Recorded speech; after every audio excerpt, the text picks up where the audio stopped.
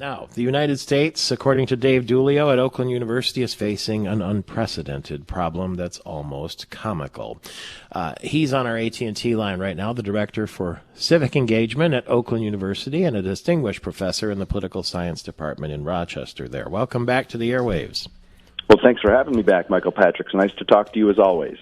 Thank you. Maybe since you've written that article in the Detroit News, the news has come that there will be a vote for Speaker of the House Tuesday at noon in Washington, D.C. What's the latest?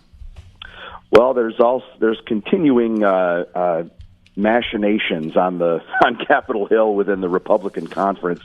It seems that Jim Jordan over the weekend was making some phone calls to try to get the votes he needs even within his own conference to build his support among Republicans to be the next speaker. And I also read just before coming on with you that Hakeem Jeffries, the leader of the Democrats in the House, has said there are some quote-unquote informal conversations about a bipartisan solution to this crisis that is leaving the Congress and in particular the House of Representatives basically impotent at this point. Let's go back to the beginning, sort of, if we can. California's Kevin McCarthy was expelled from the role because he wasn't conservative enough for a faction of the House of Representatives. Is that oversimplifying it? I don't think that's oversimplifying it at all. I think Matt Gaetz from the state of Florida and 7 of his allies went after Kevin McCarthy because they didn't like the fact that he pushed through a continuing resolution on the that would fund the government as at the 11th hour as time was running out.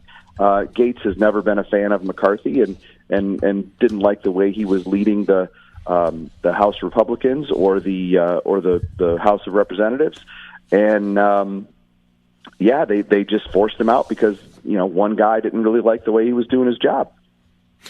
This is an old adage that we talk about with football coaches. You don't like the coach because he's losing. And so the question is, if not him, who? If you're going to fire him, what's your plan to replace him? It sounds like there wasn't a plan.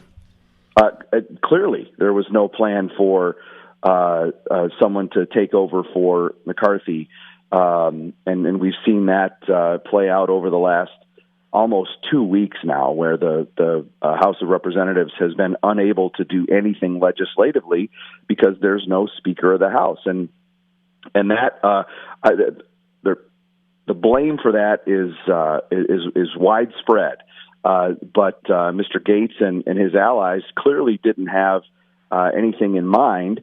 We thought it might be Jim Jordan last week. We thought it might be Steve Scalise last week, but even the Republicans themselves couldn't coalesce and rally around one of those guys. And Steve Scalise, of course, dropped out after it was pretty clear he wasn't going to have the unequivocal support of his colleagues. Does black smoke emit from the top of the Capitol when they pick a new speaker? Maybe we ought to go to something like that.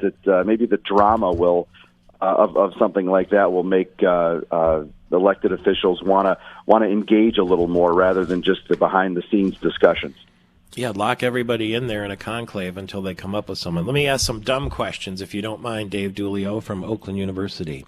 The Speaker, the Republicans control the House, but all the members of Congress get to vote in a Speaker election, whether they're Republicans or Democrats? Correct. And then the winner has to have a majority of all the votes cast. So the House of Representatives is a couple members short now because there are some vacancies. There are, I believe, 433 members of the House. So somebody needs, if everybody votes, if somebody needs to get 217 votes to win the speakership, and it is pretty clear that no one on the Republican side can muster 217 even within their own conference. What does the Speaker do? Technically, the Speaker of the House presides over the chamber. He's the presiding officer. If you turn on C-SPAN with the other 4 people that are watching in any given day, you might see somebody say, Mr. Speaker, I rise to do so and so and such and such. Well, they are addressing the Speaker of the House. Now, practically, the Speaker of the House, when it was Kevin McCarthy, right, he was rarely, if ever, presiding over the chamber because he's got other stuff to do. Practically, the Speaker really controls the agenda of the House of Representatives. He controls the schedule of the House of Representatives, and those two powers are informal, and they are incredibly important. Basically, if the Speaker wants something to happen, it happens. If he doesn't want something to happen, it doesn't happen.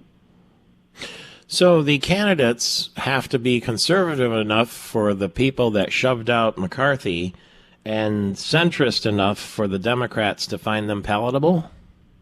Not necessarily. No? The Republicans, they could coalesce around somebody, right? And they have 217 votes. They could push through. They could pick a speaker, right? That's the way it always works. The majority party, their candidate always wins until they can't now. bring themselves to pick one internally. It's pretty clear they can't agree on one that makes them all happy. So Tuesday, there will be a vote, and is it possible that Kevin McCarthy could take the job back? Well, I think we're told now that there's going to be a vote. That could very easily change. If I think that is an attempt by Mr. Jordan to try and pressure his colleagues into rallying behind him, and all indications are right now that that's not the case just yet. But it's entirely possible that Kevin McCarthy could cobble together 217 votes, not necessarily from Democrats, but maybe the Republicans just say enough is enough. Let's get back to it. We're getting pressure from our constituents. Not out of the realm of possibility. Wow. Well, I'm glad we have you to turn to, and the students at Oakland University, Dave Dulio, the director of civic engagement, if there is such a thing in politics anymore, at Oakland University, and a distinguished professor in the political science department. It's Michael Patrick Shields with you through the AT&T microphones, and we will stay in touch.